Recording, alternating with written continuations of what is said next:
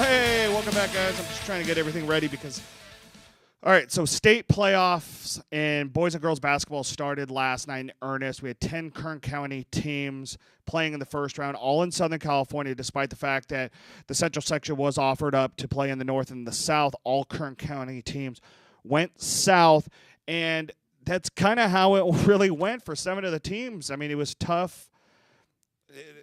Ridgeview, really, on the boys' side, Division II section champs, 2 losses all year long. They get moved up to Division I, which they put them in the 12 seed. They had to go to Redondo Union, the 5 seed, and a D1 Southern California bracket where, according to Cal High Sports top 20 rankings, 7 of those teams in the top 20.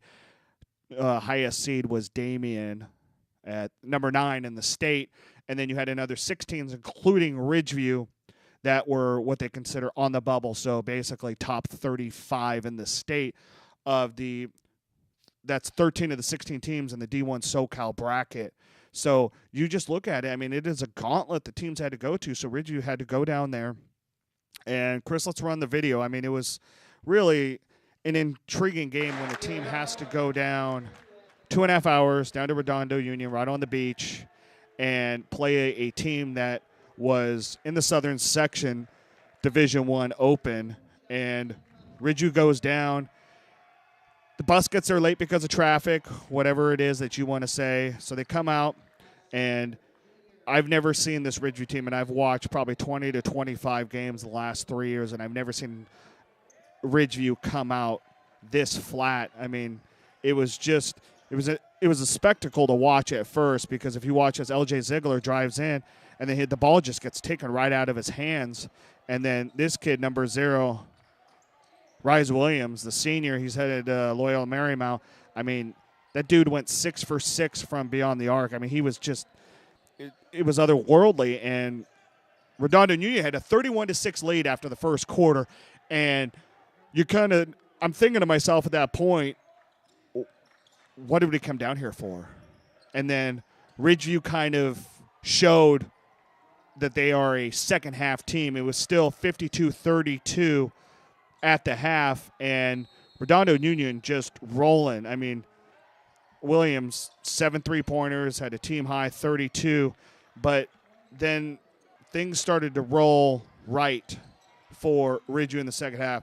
Jordan Roberts, who is headed off to college at Long Beach State, which is 20 miles away from Redondo Union, his new head coach at Long Beach State in the stands. He had a game-high 35 points. Justin McCall added in 22. Ziegler had 15. And Ridgeview just, Williams stopped being Klay Thompson, basically, and he slowed down. He only hit 1 more 3-pointer after the second quarter. And the Wolfpack just started to come back a little bit more, creep back in, and you're thinking to yourself, wow, this is a 15-point deficit now. Oh, man, this is a 10-point deficit. They keep going. They're getting to the line. They're picking up rebounds. Justin McCall's dunking it in the third quarter, and things just keep going for Ridgeview. And then they cut it to 2 points at 79-77 in the fourth quarter. And it's funny, Victor Martinez, a head coach at Redondo Union, at one point is stomping his foot, yelling at his players, wake up. You need to wake up. And we're talking about late in the fourth quarter, halfway through the fourth quarter. At the same time, you look over at Mike Martin. Ooh, that's a thunderous dunk there by Justin McCall. That was a nice one. But then you look at Mike Martin, the head coach over at Ridgeview, and he's just kind of eating Skittles. But that was the moment. And then what happened was Redondo, after McCall hits 2 free throws to cut it to 79-77 with like 4:08 left in the game, Redondo Union comes back, hits a 3-pointer from the corner, come back, errant shot for Ridgeview, and then Redondo comes back, gets to the line, shoots 2, and a 2-point lead becomes a 7-point lead, and the magic for Ridgeview just finally ended, and the season's over for Ridgeview in a very unique way, because we're going to get back into this now. Chris, we can go ahead and cut the video off on this. It's really funny it's not funny, it's actually really kind of sad when you look at it. Ridgeview D2 section champs moved up, and they're the top Central section seed in Division 1 at 12 seed. Central, who is the two-time defending D1 section champs, 16 seed. They had to go to number 1 Damien and lost by 32, 101-70 or 102-70. And then BHS, who lost the D1 finals to Central on Saturday night, played in the D2 bracket as a 10 seed, went down to Pasadena and won. So BHS will play in the quarterfinals on the SoCal bracket. They won 66-62. Xavier Esquivel led all scores for BHS, and Ronnie Stapp had a near triple-double, 8 points, 8 rebounds, 7 assists. And so they will play at Esperanza in Anaheim on Saturday at 7 o'clock. But then you look at it again, and you look a little bit deeper into this. And San Joaquin Memorial, the young team, very talented, led by Jalen Green, who's one of the top freshmen in the nation. They lose to Ridgeview in the D2 finals. What do they get? Well, they get a home game in D2 as the 5 seed. Last night, they beat Los Lomas 68-55, and then got a gift with Del Oro Loomis beating Bishop Adada out of Oakland 66-55 in the 13-4 matchup. And so instead of going on the road, San Joaquin Memorial gets to host 13th seed Del Oro. So the team that loses in the D2 finals is the one that had the best opportunity of any team on the boys' side. And they're hosting the quarterfinals on the SoCal because they lost. And it's just it really was a tough way for Kern County boys basketball. Other than BHS, congratulations to the Drillers on winning. But everybody else falls. West and Chavez lost in D3. Cal City was at home, and they lost to Foothill Tech by 13 points, 79-66 loss at home. So that's rough. But on the good side, 2 of the teams playing at home in Bakersfield on the girls' side did win. And, Chris, let's watch this video. Courtesy video that we got. We found it on Twitter today. Damien Long, thanks for shooting this video. So this is 20 seconds left. Actually, about 8 seconds left in the game. Glazier Dean with the ball. Finds an opening between 2 Legacy defenders. Shoots it, misses it, and the Legacy defender does her best Vlade Diva impersonation. Throws it out to Joanna Kinner, who rebounds it. Jasmine Dixon with the miss, and then with a second left in the game, Glazier Dean with the game winner, and Independence beat Legacy last night, 55-55. So Independence will move on, and they will have to travel on the road Saturday in the D2 quarterfinals in the SoCal bracket. And then Bakersfield Christian, led by 29 points from Cameron Taylor, will advance in D5. So that bracket matchup, they will be down in Independence will be at Milliken in Anaheim, who defeated La Costa Canyon 73-40, is the 4 seed, and they will host number 5 Independence at 7 o'clock and on Saturday. And then BCHS girls, a 54-46 winner over Westridge, 29 points from Cameron Taylor. They will advance. They will play number 1 Heritage Christian out of Northridge. That game will be at 7 o'clock on the road in Northridge. Heritage Christian beat Vaughn 57-28. So we had 10 teams playing last night from Kern County. 3 advance. BHS boys, they're on the road in Anaheim. Independence girls, they were at home. Now they have to go on the road down to Long Beach. And then BCHS girls at home in the 8-9 matchup, and now have to travel down to Northridge and the 8-1 matchup in D5. So there you have it. And when you look at Independence, again, great win for the Falcons last night. But you look at the D2 bracket and the D2 projections by Max Preps all season long, and Independence was the number 1 seed all year long from the Southern California bracket in Division 2.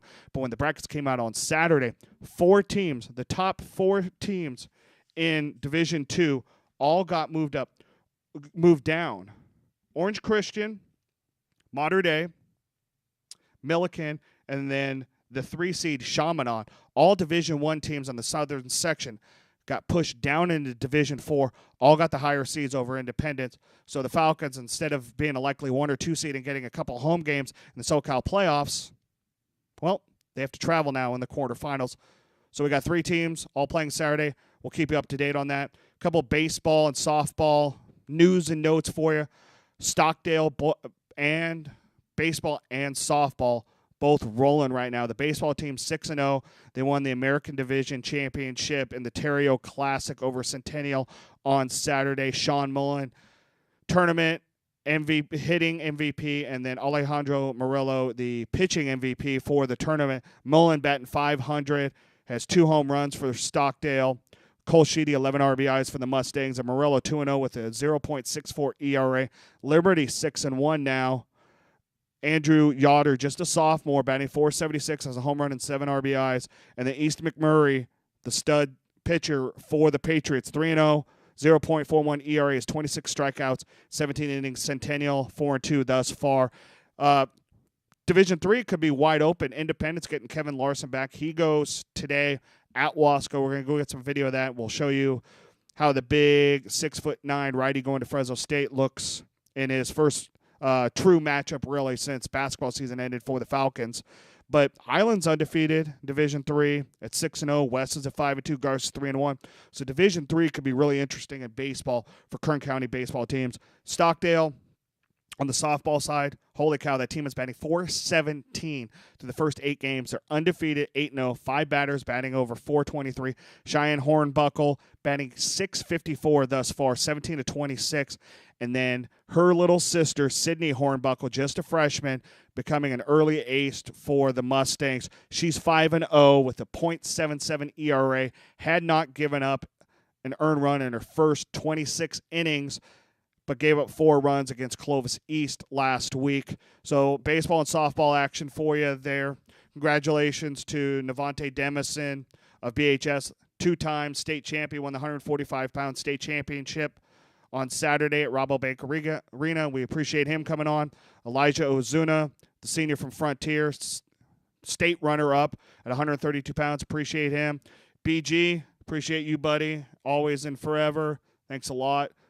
You basically do Zach's job without actually having to be a real person, so appreciate it, Zach. I'm just kidding. I hope you drove safely to Vegas. For BVarsity Live, I'm Trevor Horn. Zach and I will both be back here next Thursday for a full hour. This was a shortened, condensed version. Hope you guys enjoyed it. We'll get into more spring sports, track and field, boys tennis, boys golf, boys and girls swimming and diving. We've got it all for you. More baseball and softball. As we finish out the school year, spring sports are upon us. Winter sports, 3 basketball teams left, and that's it. After Chavez and Rosamond lost in the first round of the SoCal Soccer Finals on boys and girls side, respectively. So I'm Trevor Horn for our director, Chris McCullough. Appreciate it. We'll see you guys next week. And don't forget, BVarsity Nightly every night at 10:30 on Bakersfield.com. See you tonight. Looking deep down the left side, Mendeville into the end zone, touchdown!